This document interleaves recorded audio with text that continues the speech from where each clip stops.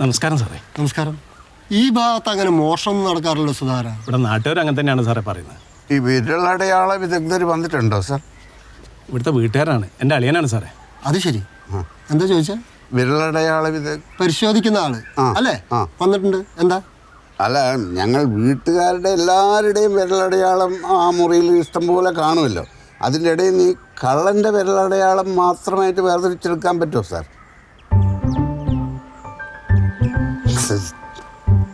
എവിടെ ജോലി ചെയ്യുന്നത്? അളിയൻ ഈ ബംഗാളി ബീഹാറി ലേബേഴ്സിനെ സപ്ലൈ ചെയ്യുന്ന ആളാണ് സാറേ. ആണോ? എനിക്ക് മറ്റൊരു കേസിൽപ്പെട്ട ഒരു ബീഹാറിയെ പറ്റി ചില കാര്യങ്ങൾ അറിയാനുണ്ട്.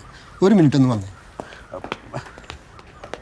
ഞങ്ങളുടെ അവിടെ ബീഹാറികളില്ല, മുഴുവൻ ഒറീസക്കാരാ സാറേ. അത് സാറില്ല, വരൂ.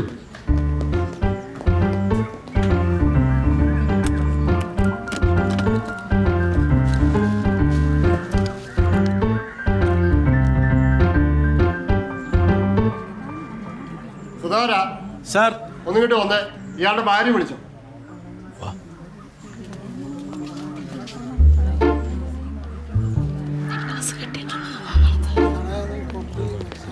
എല്ലാവരും പോയിക്കോളും, പോയിക്കോളും. ഇവിടെ മാലൊന്നും മോശം പോയില്ല. പോയിക്കോളും. ശരി, പോയിക്കോളും.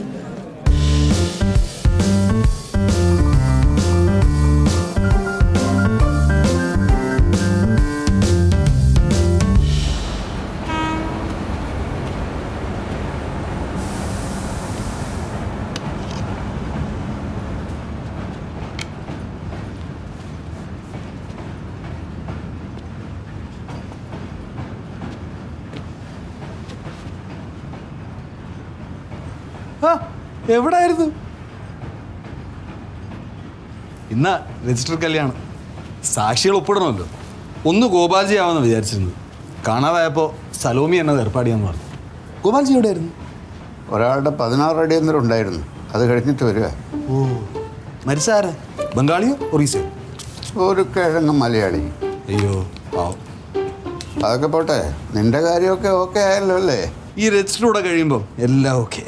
എൻ്റെ കാര്യം ഏതാണ്ട് ഓക്കെ ആയി. നല്ല കാര്യം. ഗോപാൽജി, എൻ്റെ ഈ ജുബ ഇങ്ങനെയുണ്ട്. ബൈക്ക് പറ്റുവാക്കിയ കുറച്ച് കാശ് ബാക്കി നമുക്ക് വാങ്ങിച്ചത്. കല്യാണമല്ലേ, ഒരു ചേഞ്ചൊക്കെ വേണ്ടേ? ഒരു ജുബയുടെ കുറവേ നിനക്ക് ഉണ്ടായിരുന്നുള്ളൂ. എന്തായാലും ഒരു തൊഴിൽ പഠിപ്പിച്ചു തന്നതിന് ഒരുപാട് നന്ദിയുണ്ട്. എന്ത് തൊഴിൽ? ഇനിയിപ്പോൾ ഏജൻ്റ് പണി പോയാലും പേടിക്കാനില്ല. എനിക്കൊന്നും മനസ്സിലാകുന്നില്ല. അല്ല, കുറ്റം എൻ്റെ തന്നെയാണ്. ഗോപാൽജി ആർട്ട് സിനിമ പോലെ പരസ്പരം ബന്ധമില്ലാതെ സംസാരിക്കുന്നു. ഭാര്യ, മക്കൾ, അളിയൻ, SI. ഗോപാൽജി, ഇനി ഇന്ന് വൈകും. പോട്ടെ, രജിസ്റ്റർ കഴിഞ്ഞ് കാണാം. Okay, take care.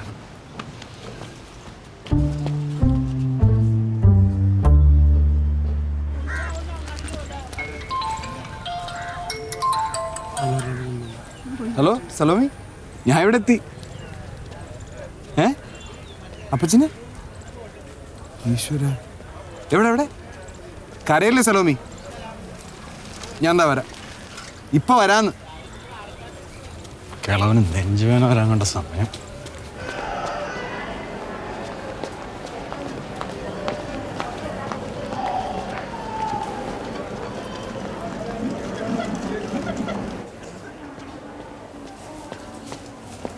എന്താ നമ്മൾ അപ്പച്ചനെ പറ്റിയേ? എവിടെ എവിടെ കിടത്തിയിരിക്കുന്നത്? എല്ലാ ടെസ്റ്റും ചെയ്യണമെന്ന് ഡോക്ടർ പറഞ്ഞു. അതിന് കൊണ്ടുപോയിരിക്കുക. ഇന്നലെ രാത്രി പൊറോട്ടയും ബീഫും കഴിച്ചിട്ട് കിടക്കുമ്പോൾ ഒരു കുഴപ്പമില്ലായിരുന്നു. ഇന്ന് രാവിലെ റൂമിൽ ചെല്ലുമ്പോൾ എന്നോട് പറയാം, എനിക്കെന്തോ തളർച്ച പോലെ, ഉടനെ ആശുപത്രി പോകണമെന്ന്. ഇനിയിപ്പോൾ പൊറോട്ട കഴിച്ചുകൊണ്ടുള്ളായിരിക്കും. അതിൻ്റെ ഒന്നല്ല, അപ്പച്ചൻ എന്നും 5-6 പൊറോട്ട കഴിക്കുന്നതല്ലേ.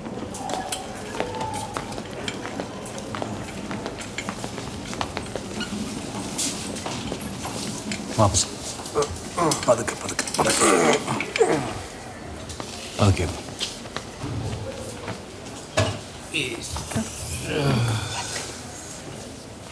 പോലെ COAD ആണോ സിസ്റ്റർ? പേഷ്യൻ്റ് എൻ്റെ അപ്പച്ചന് COAD അല്ലെങ്കിൽ TIA CCF അങ്ങനെ വല്ലതും ആണോ? ഡോക്ടർ വരുമ്പോൾ ചോദിച്ചോളൂ.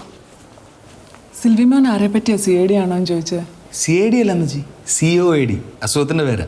എന്ന് വെച്ചാൽ ക്രോണിക് ഒബ്സ്ട്രക്റ്റീവ് എയർവേ ഡിസീസ്.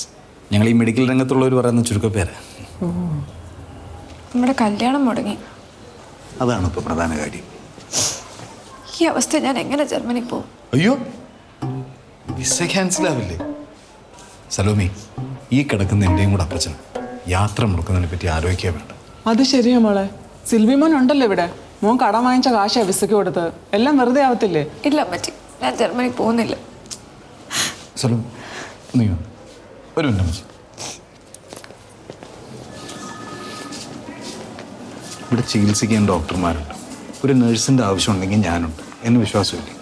എന്നാലും സലോമി ഇവിടെ നിന്നിട്ട് എന്താ പ്രയോജനം? ഒരു കാരണവശാലും യാത്ര മുടക്കരുത്. മറ്റന്നാളിലെ ടിക്കറ്റ്. അവിടെ പോയി ജോയിൻ ചെയ്തിട്ട് ഒന്നെങ്കിൽ വന്നാൽ മതി. ആ വരവിൽ നമ്മുടെ കല്യാണം. ധൈര്യമായിട്ട് വിമാനത്തിൽ കയറിക്കും.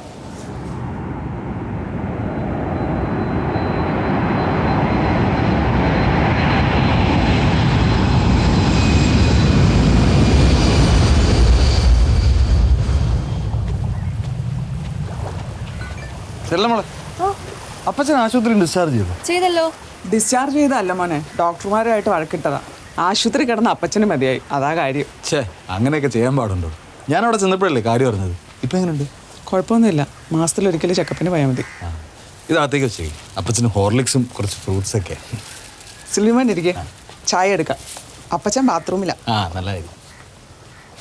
സലോമി പോയിട്ട് വിളിച്ചില്ലല്ലോ അമ്മച്ചി. വിളിച്ചില്ലേ? ഇവിടെ അപ്പച്ചനെ ഒരു തവണ വിളിച്ചു. അതെപ്പോഴായിരുന്നു നീ മോളെ?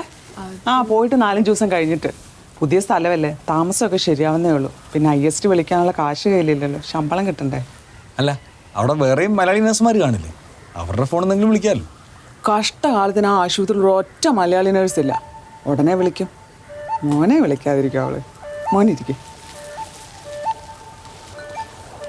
ഇതാരോടായി നോക്കട്ടെ നോക്കട്ടെ നോക്കട്ടെ. ആരും ഇല്ല.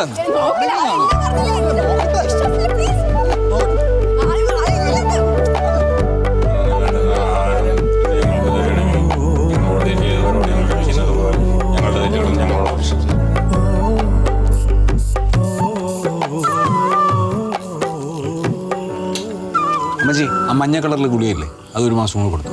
അപ്പച്ചൻ ഈ പപ്പടോ അച്ചാറൊന്നും കഴിക്കണ്ട. ബീഫ് കഴിക്കോ? പിന്നെ ഇപ്പൊ ബീഫ് കഴിക്കാഞ്ഞിട്ടാ. അപ്പച്ചൻ്റെ ബീഫ് ഞാൻ ഏറ്റു. അറിയല്ലോ.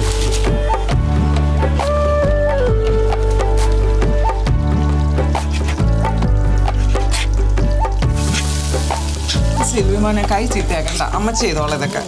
ഞാനൊന്ന് പഠിക്കട്ടെ. ജർമ്മനി ചെന്ന് അവളെ സഹായിക്കാൻ ഞാൻ മാത്രമല്ലേ ഉള്ളൂ. ആ ശരിയാ, അല്ലെങ്കിൽ അവർക്കിതൊന്നും അറിയത്തില്ല. അതൊക്കെ ഞാൻ പഠിപ്പിച്ചോളാം. നീ ഇങ്ങനെ കരയാതെ വെച്ചേ. പെമ്പിള്ളേരായ കുറച്ചൊക്കെ ധൈര്യം വേണം. ഓളെന്തിനാ കരയുന്നത്? ഇവിടെ സ്കൂളിൽ പോകുമ്പോഴും വരുമ്പോഴും ഒരുത്ത ശല്യം ചെയ്യുന്നു. അത്രേ ഉള്ളൂ. അത് നമുക്ക് നാളത്തോടെ ശരിയാക്കാം.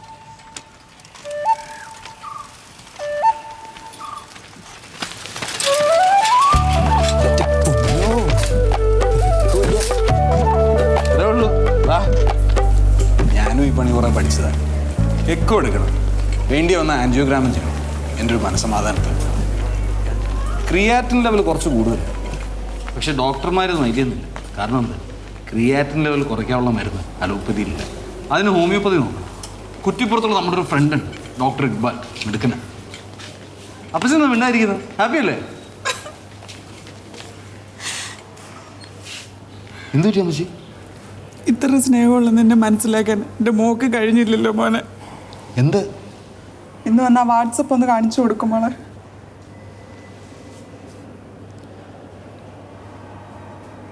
ഇത് നമ്മുടെ സലോമിയല്ല. കൂടെ നിൽക്കുന്ന ആ ജർമ്മൻകാരൻ സാഹിബിന് ആ വഞ്ചക്ക് കെട്ടി. പലവരു കാണുമ്പോൾ ഒരു ചിരി തൂകുമ്പോൾ അതിലൊരു തേനുണ്ടോ?